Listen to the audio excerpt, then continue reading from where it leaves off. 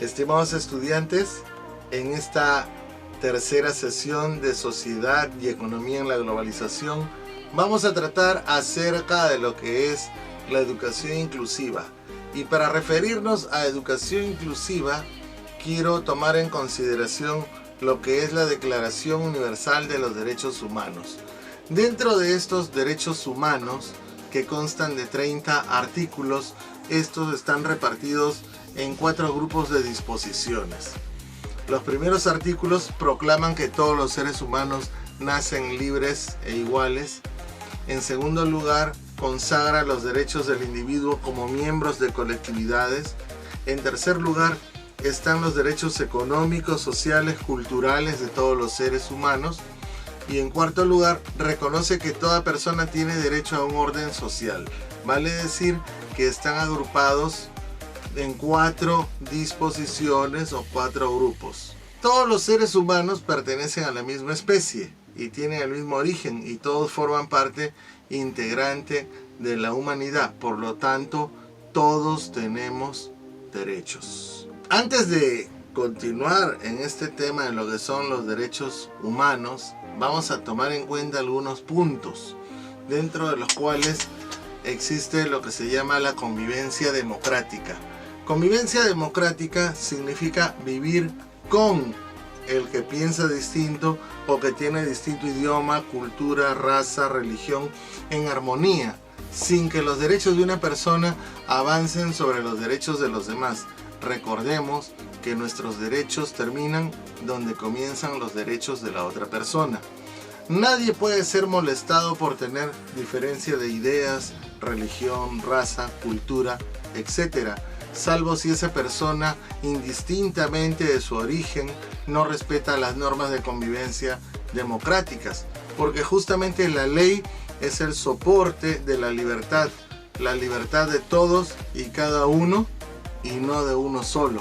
Debemos recordar que junto con la Estatua de la Libertad debería también existir la Estatua de la Responsabilidad, porque no se trata tan solo de conocer nuestros derechos, sino también nuestros deberes.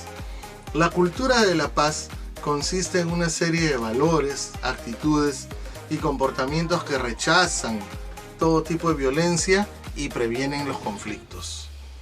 Por lo tanto, la convivencia es la base de toda sociedad organizada y positiva de manera social. En la vida, las personas y los grupos se enfrentan numerosos problemas en los campos de trabajo, salud, comunicación, cultura, familia, hasta en la propia vecindad, etc. Existen diferentes problemas, dificultades o conflictos. La solución consiste en hacer calmar, cesar, atenuar sustancialmente, disminuir esta situación indeseable que lo expresa. Para conseguir esta solución requerimos de lo siguiente. Primero, una expresa ubicación del problema, ver en dónde se encuentra el problema y darle prioridad a ese problema entre otros problemas. ¿Será un problema realmente importante o es simplemente algo que tiene una solución? ¿Y por qué hacer tanto problema? Valores orientadores sobre lo deseable o indeseable. Metas tangibles definidas que permitan evaluar si se avanza en el logro de la solución del problema. Recursos humanos, materiales, organizativos y financieros que requerimos para poder vivir en una sociedad en convivencia democrática y en una cultura de paz. ¿Qué entendemos por una sociedad inclusiva entonces? Es aquella en la que cualquier persona puede llevar a cabo un proyecto de vida independiente y participar plenamente de la vida política, social y económica, con igualdad de oportunidades en la relación con los demás miembros del grupo social, lo cual significa que en una sociedad inclusiva no se excluye a nadie, bajo ningún motivo. En la ciudad podríamos nosotros entonces preguntarnos el nivel adecuado para plantear políticas de inclusión. Solamente es este ámbito donde nosotros debemos desarrollar la educación inclusiva y la política de inclusión? ¿Se trata solo de la ciudad? Bueno, lo importante es saber que la descentralización es una medida de establecer la calidad de los servicios y dentro de ellos está la educación. La descentralización es una opción para que se produzcan más oportunidades entre los pobladores más olvidados por las autoridades. Recuerden que hoy en día existen cientos y hasta miles de niños que están en las alturas, que están en los lugares más lejanos y que no tienen la misma oportunidad ni el mismo acceso a la educación como lo tenemos en este momento nosotros. La ciudad es la unidad de actuación más adecuada para coordinar las actuaciones sociales y que de ahí se descentralice. En otras palabras, qué bueno sería que todos aquellos profesionales, todas aquellas personas que hoy en día se encuentran en Lima, más adelante salgan al interior del país, vayan a los lugares más lejanos, trabajen en las zonas de frontera y aporten su conocimiento y su tecnología para beneficio de esos lugares tan lejanos y tan olvidados. Ello no significa que en ocasiones no sea adecuado estructurar las actuaciones dentro de la ciudad, porque la ciudad, si bien es cierto, nos da comodidades, nos da facilidades. Aquí encontramos prácticamente las universidades, encontramos el transporte, encontramos el gobierno central y todo lo demás, pero sin embargo las verdaderas necesidades están fuera de Lima. Favorecer la inclusión implica no a la discriminación. Tener accesibilidad universal quiere decir tener entornos, productos y servicios donde todos tengan acceso. Es decir, se universalice todo esto, la accesibilidad a estos servicios, productos y entornos, que facilite que no haya ninguna persona que se quede discriminada ni que se quede exenta de estos beneficios.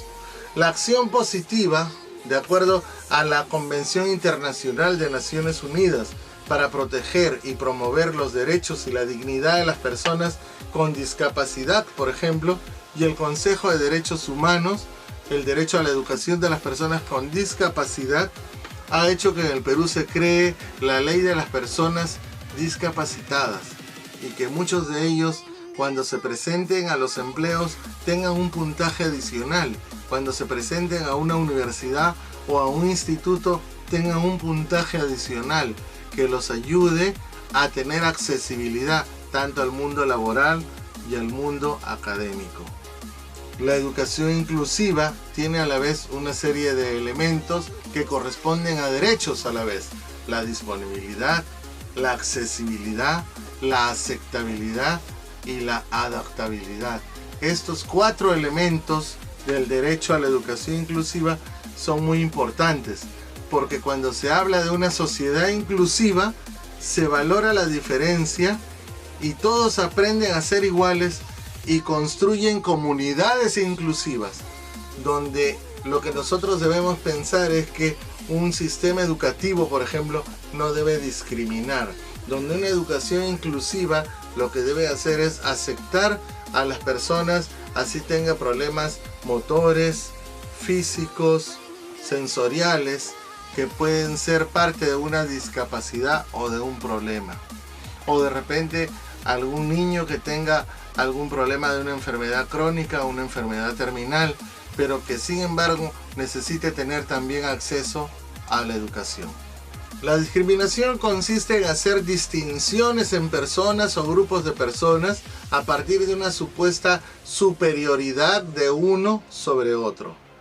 Los tipos de discriminación por lo general que existen son por género, por etnia o por capacidad física. Una discriminación por género, por ejemplo, es la idea de que la mujer es inferior a los varones o viceversa. La étnica dice algunos grupos culturales son superiores a otros. Y la discriminación por capacidad física es el trato injusto que se le da a las personas con discapacidad por tener algún problema o limitación de tipo física. La exclusión social consiste en limitar o impedir que las personas tengan acceso o ciertos grupos sociales tengan acceso a los servicios básicos. Y esta exclusión puede ser económica, social y política. La exclusión social económica hace referencia a que las personas tienen ingresos insuficientes y se les limita la posibilidad de mejorar. La exclusión social de tipo social es cuando las personas rompen con los lazos de la familia o amistades y son excluidos dentro de este grupo familiar o amical. Y la exclusión social política tienen limitados sus derechos políticos y no pueden participar en actos cívicos. Hay otros grupos que también son conocidos como los grupos vulnerables, que son grupos de personas más propensos a sufrir discriminación y exclusión. Por ejemplo, los niños de las comunidades altoandinas, los niños trabajadores de la calle, los niños que viven en comunidades nativas de la selva, los ancianos, los jubilados y personas que se llaman grupos vulnerables porque están en una situación muy precaria o están en una situación de alto riesgo. Encontramos entonces a los adultos mayores, a las personas con discapacidad, a los niños y niñas, a las mujeres, a los afroperuanos, a los enfermos con VIH, a los grupos étnicos y a los provincianos de las zonas, sobre todo más alejadas de nuestro país. Exclusión es diferenciación según estrato social, discriminación a personas discapacitadas o enfermos, la homofobia, la exclusión social, la discriminación a las mujeres, el machismo que hoy en día hace tanto daño a la sociedad, el racismo, conflicto y violencia y la discriminación religiosa. Todo esto son señales de exclusión y que nosotros debemos de quitárnosla de nuestra mente. Debemos de dejar de lado todo este tipo de ideas, creencias o prejuicios en contra de alguien o de determinados grupos para convertirnos en una sociedad inclusiva y no excluyente. Tipos de discriminación: racial, sexual, por discapacidad, estética, por nacionalidad, por ideología, por religión o inclusive por la edad. La diferenciación según el estrato social también es otra forma de discriminación. El creerse más por el hecho de tener dinero o por vivir en una buena zona o por estudiar en un mejor instituto y mirar a la otra persona como menos porque vive en un lugar populoso o porque no tiene el dinero suficiente para pagar una universidad particular o para poder estudiar en un instituto donde le cobren una alta pensión. No a la discriminación. Y a continuación veamos un video acerca del tema. Vivimos en un mundo complejo e interconectado, desafiante que cambia a una velocidad constante. Por este motivo, PASU busca contribuir a la formación de comunidades que perciban en las diferencias un recurso valioso, comunidades respetuosas e inclusivas. Partiendo del entendido que somos iguales ante la ley, sin distinción, todos debemos ser respetados sin excepción alguna, poniendo énfasis en las personas con discapacidad.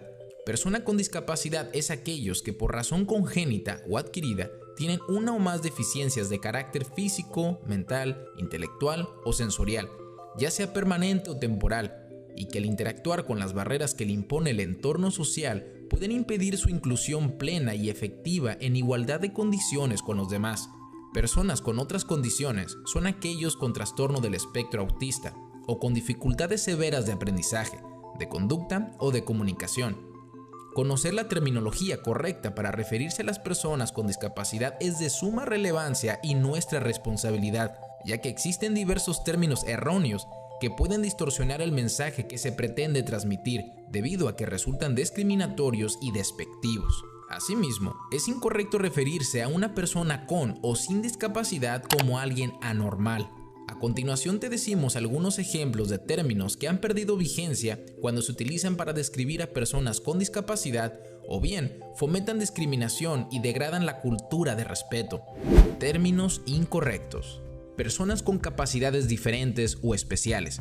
Discapacitados, inválidos, disminuidos, personas especiales, niños especiales, deficiente, enfermito, malito, incapacitados, personas diferentes, angelitos. El término correcto es persona con discapacidad. Otros ejemplos de términos incorrectos serían minusválido, incapaz, impedido, lisiado, inválido, paralítico, mutilado, cojito, tullido. Y el término correcto sería persona con discapacidad motriz. Otros términos incorrectos que no debemos utilizar serían sordomudo, hipoacúsico, sordito, y los términos correctos serían persona con discapacidad auditiva, persona con hipoacusia o persona sorda.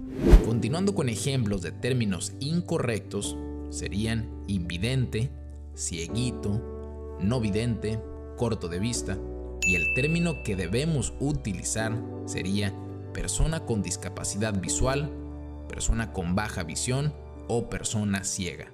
Otros términos incorrectos son retraso mental, mongol, deficiente, retardado.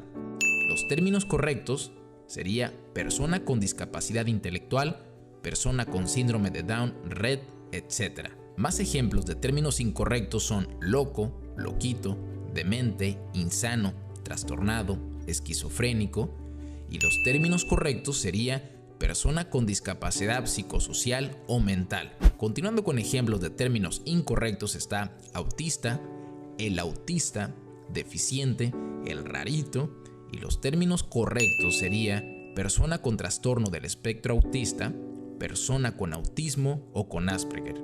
Ahora ya sabemos qué términos son los adecuados, hagamos uso de ellos y contribuyamos a que podamos disfrutar de una vida plena, digna, que facilite la participación activa de todos en la sociedad. Espero que este video haya sido de su completo agrado y que sirva para reforzar todo aquello que hemos tratado en esta sesión. No se olviden de participar en el WhatsApp con sus consultas. Asimismo, presentar el trabajo como es costumbre en la plataforma Classroom. Nos vemos la próxima semana, Dios mediante.